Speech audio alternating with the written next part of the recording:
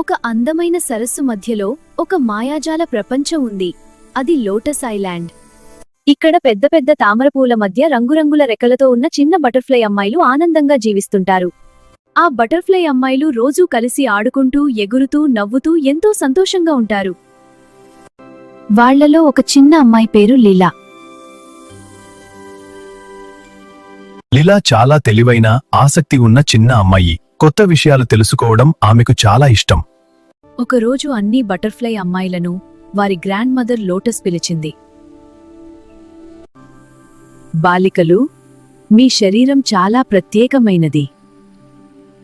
ఎవరైనా మనల్ని ప్రేమగా హత్తుకుంటే, అమ్మ లేదా టీచర్ మనకి అభినందనలు చెబితే, మనకి సంతోషంగా అనిపిస్తే దానిని గుడ్ టచ్ అంటారు.